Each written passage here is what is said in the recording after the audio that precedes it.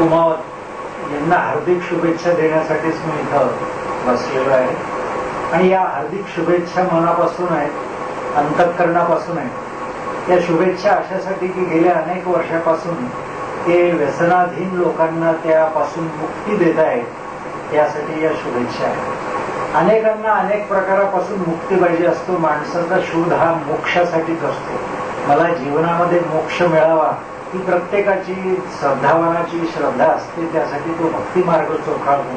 परंतु डॉक्टर कुमावत यांनी जो भक्ती मार्ग स्वीकारलाय तो सेवेचा आहे. या सेवा मार्गावर ते चालत असताना त्यांनी अनेक व्यसनाधीन लोकांना व्यसनाच्या विषारी विळख्यामधून मुक्त केलेलं आहे. व्यसनाला मी विषच म्हणतो, कारण व्यसन दोनच आहे की श्वसन म्हणजे जीवन आणि व्यसन म्हणजे मरण, असं मला वाटतं.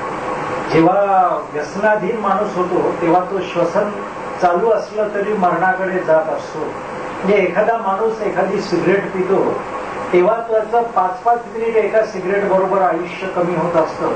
जेव्हा त्या टार्टर टोबॅकोचे कण, बारीक कण धुराबरोबर त्याच्या हृदयाकडे जातात, रक्तामध्ये शिरतात, तेव्हा त्या रक्ताचं विघटन होतं. त्याचं जीवनापासून ताटातूट सुरू होत असते आणि मृत्यूशी त्याची जवळीक सुरू झालेली असते. काही अतिरेकी जेव्हा एखाद्या राजधानी किंवा मोठ्या शहरामध्ये घुसतात RDXचे डबे हातामध्ये घेऊन, आणि जेव्हा त्या राजधानीवर किंवा मोठ्या शहरावर VIP ठिकाणी किंवा कोणावर हल्ला करण्यासाठी धावतात, तसंच हे टोबॅकोचे असंख्य हजारो कण जणू काही RDXचे डबे घेऊनच स्फोटक घेऊन रक्ताच्या धमन्यामधून पळत जातात आणि ते पळत जाऊन जीवनाचा मोक्ष कडेलोट होत असतो. हे सर्व धूम्रपानाचे दुष्परिणाम डॉक्टर कुमावत यांना माहीत असल्यामुळे त्यांनी या अतिरेकी लोकांना आवर घालण्यासाठी, व्यसनाधीन लोकांना मुक्त करण्याचं, व्यसनापासून मुक्त करण्याचं आणि जीवनाचा आनंद देण्याचं जे व्रत घेतलंय, खरं हा डॉक्टर एक सेवावर्ती डॉक्टर आहे. वैद्यकीय क्षेत्रासारखा व्यवसाय मला वाटतं जगामध्ये सर्वात श्रेष्ठ जर असेल तर वैद्यकीय व्यवसाय आहे. कारण जो माणसाला वेदनेपासून मुक्ती देतो. वेदना या कळतात तरी, परंतु व्यसनाधीन माणसाला मात्र त्याच्या वेदना न कळता वेदना हाच त्याला जणू काही गुंगी आणते आणि त्या गुंगीमध्ये तो त्या व्यसनाच्या आहारी जात असतो. त्याला तेव्हा सुख वाटत असतं, पण तो परम दुःखाकडे वाटचाल करत असतो. आणि हे ओळखूनच डॉक्टर कुमावत यांनी अनेक वर्षापासून जळगाव जिल्ह्यातच नव्हे तर महाराष्ट्रातील हजारो लोकांना व्यसनमुक्त केलेलं आहे. तसा त्यांचा खरा दावा नाहीये की मी हजारो लोकांना मुक्त केलं, परंतु अनेक जे व्यसनमुक्त झालेले लोक आहेत ते जेव्हा आमच्याकडे येऊन अनुभव सांगतात, आणि माझा अनुभव असा की गेले 40 वर्षापासून जेव्हा मी पत्रकारिता केली तेव्हा अनेक लोक भेटले मला, आणि मी यापूर्वी आम्ही व्यसनाधीन होतो, आमचे संसार उद्ध्वस्त होतो, पण आता मी आनंद भोगतोय कारण मला डॉक्टरने व्यसनामुक्त केलं. मी त्यांना विचारलं की तुम्हाला व्यसनमुक्त केलं, दारू सोडवली, म्हणजे तुम्ही दारू सोडायचं म्हणून त्यांच्याकडे गेले होते का? तर ते म्हणे तसं नाही, माझ्या सौभाग्यवतीने जी माझ्या जीवनाची खरी साथीदार आहे ती त्यांच्या दवाखान्यात अप्रोच झाली, त्यांना भेटली आणि मला न कळत माझी दारू सुटत गेली. मला हे एक आश्चर्य वाटलं की व्यसनमुक्तीसाठी प्रवचनं असतात, व्यसनमुक्तीसाठी शिबिरं भरवले जातात, व्यसनमुक्तीसाठी संघटना असतात. मग असं काय आहे इलाज की डॉक्टर कुमावत त्या व्यसनाधीन माणसाला न कळत दारूचा नॉशिया त्याच्यामध्ये निर्माण करतो? तेव्हा मी फार पूर्वी डॉक्टर कुमावतांना भेटलो आणि त्यांच्याशी बोललो तर ते म्हणे हो असं शक्य आहे, अशा औषधीने, अशा द्रव्याने, अशा गोळ्यांनी तो माणूस, त्याला त्या व्यसनाची घृणा वाटते, त्या व्यसनापासून आपल्याला त्रास होतोय म्हणून ते नकोसं होतं. म्हणजे ज्याला नॉशिया म्हणतोय, नॉशिया फिलिंग ते त्या आपल्या प्रयत्नाने निर्माण करतात. जीवनामध्ये खरोखर नॉशिया आपल्याला नको त्या गोष्टीमुळे येतो, परंतु दारू आणि हे व्यसन मात्र हवंसं वाटत असतं व्यसनाधीन माणसाला. मला असं वाटतं व्यसन म्हणजे राजस्थानामध्ये पिणा नावाचा एक साप असतो, तो झोपलेल्या माणसाला छातीवर बसतो आणि दंश न करता तो त्या माणसाला मारतो. त्याचं असं असतं की झोपलेल्या माणसाच्या श्वासोश्वासातून तो आपले फुटकार सोडत असतो आणि त्या फुटकारातून विष सोडत असतो. झोपलेल्या माणसाला अधिकाधिक गाढ झोप येते, सुखासीन वाटतं. व्यसनाधीन माणूसही मला वाटतं तसाच असतो की हे व्यसन जसं जसं तो त्याच्या जास्त जास्त ऍडिक्ट होतो. दारू आहे, ड्रग्ज आहेत, अफीम आहे, गांजा आहे, चरस आहे, आणखी दुसऱ्या अनेक व्यसन आहेत की ज्या धूम्रपान अगदी आणखी त्याच्यात या व्यसनाचा आधी आनंद वाटतो, परंतु ते जीवन आपलं शरीर हे पोखरत असतं.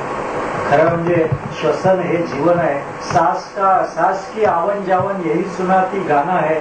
जिते जितो मरना चलना फिरे मरे तो बस एक ठिकाण आहे. या ठिकाणावर माणूस आपल्या मृत्यूप्रमाणे जाणारच आहे. हे जरी खरं असलं तरी व्यसनाधीन माणूस हा मृत्यूला स्वतःहून आमंत्रण देत असतो, त्याला घरी जाऊन आमंत्रण देत असतो, स्वागत करायला अत्यंत उत्सुक असतो. आणि हे स्वागत करणारे वीर, व्यसनवीर, त्यांना कळत नसतं की आपण किती भयानक गोष्ट करतोय. एखादा व्यसनाधीन माणूस केवळ स्वतःच जीवन नव्हे तर आपल्या संसाराला उद्ध्वस्त करतो. एखादा पती जेव्हा व्यसनाधीन होतो तेव्हा तो पत्नीला दुःख देतो, मुलांना दुःख देतो, आई वडिलांना दुःख देतो. तर जशी एक स्त्री शिकली तर कुटुंबाला ती वर नेते, जसाच एक पुरुष जर व्यसनाधीन झाला तर तो अख्ख्या कुटुंबाला रसातळाला नेतो. आणि या रसातळाला जाणाऱ्यांना वर थांबवण्याचं सहारा देण्याचं काम डॉक्टर बाळासाहेब करत आहेत. त्याबद्दल त्यांना आज हजारो लोक धन्यवाद देत आहेत.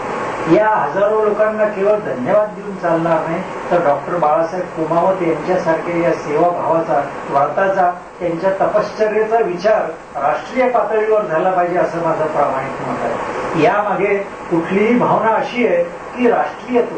आपण जीवनामध्ये बघत असतो की संत हे आपल्याला सद्विचार देतात आणि सत्प्रवृत्ती करतात. तर ही सुद्धा एक संतच आहे. डॉक्टर बाळासाहेब कुमावत सारखे जेव्हा आपल्या व्यवसायाद्वारे ते काही त्याच्यातून 4 पैसे कमवत नाही असं नाही, परंतु त्या सेवावर आपल्या व्यवसायाला ते सेवेची जेव्हा जोड देतात, जेव्हा सामर्थ्याला संयमाची, शिक्षणाला संस्काराची, विद्येला विनयाची, सौंदर्याला शालीनतेची, संगीताला साधनेची आणि साधनेला सातत्याची, श्रद्धेला बुद्धीची आणि बुद्धीला विवेकाची जेव्हा जोड मिळते ना, तेव्हा माणूस डॉक्टर बाळासाहेब कुमावत होतो. कारण त्यांच्या व्यवसायाला सेवेची जोड मिळाली आणि या सेवाव्रताचा अखंड ज्योत अशी जळत राहावी, तेवत राहावी. त्यांच्या दवाखान्याचंच नाव, त्या व्यसन, मी दवाखाना म्हणतो अशासाठी की व्यसन हे एक आजारच आहे. या आजारापासून मुक्ती देणारा त्यांचा दवाखाना खरा अर्थ दवाखाना नाहीच आहे, ते जीवन ज्योती प्रज्वलित करण्याचं, जीवनाची ज्योत जिथे प्रज्वलित होते असे एक ते सुंदर वैदिक मंदिर आहे, वैद्यकीय मंदिर आहे. आणि या मंदिरातून ज्योती जगवण्याचं आणि घरोघर दिवाळी होण्याचं. कारण आज व्यसन तुमच्या अंतःकरणातली जीवन ज्योत मालवते. अशा वेळेला कोणीतरी ती ज्योत पेटवण्याचं, तेवण्याचं, फडफडण्यापासून वाचवण्याचं हे काम करायला पाहिजे.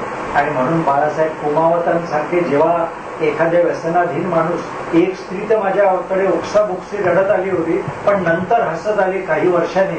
तिने सांगितलं की माझ्या नवऱ्याचं व्यसन सुटलं, कारण ते डॉक्टर बाळासाहेब कुमावतांचं मला उपचार लागू पडला आणि आता आम्ही सुखाने राहत असतो. त्यावेळेला माझ्या मनामध्ये विचार आला की फानुस बनकर जिसकी हिफाजत हवा करे, वो क्षमा क्या बुझे जिसे रोशन खुदा करे. खुदा म्हणजे काय असतं, परमेश्वर म्हणजे काय असतो, तो कुठल्या तरी रूपाने असं येत असतो. म्हणून ज्या व्यसनाधीन माणसाची ज्योत मावळत असते, मालवत असते, फडफडत असते, त्यांच्या भोवती आपल्या सेवाव्रताचं ते उंजळ धरतात आणि ती ज्योत तेवत ठेवतात. हे जीवन ज्योत अशीच तेवत राहो.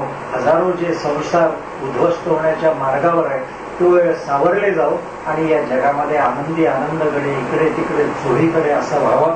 डॉक्टर बाळासाहेब कुमावत यांच्या जीवन ज्योती या केंद्राला, या व्यसनमुक्ती व्रताला माझ्या लाख लाख शुभेच्छा. आणि या सेवा व्रताचा, या त्यांच्या सेवा निष्ठेचा निश्चितच गौरवपूर्ण उल्लेख व्हायला पाहिजे. त्याचा राष्ट्रीय पातळीवर विचार व्हायला पाहिजे, गंभीरपणे विचार व्हायला पाहिजे.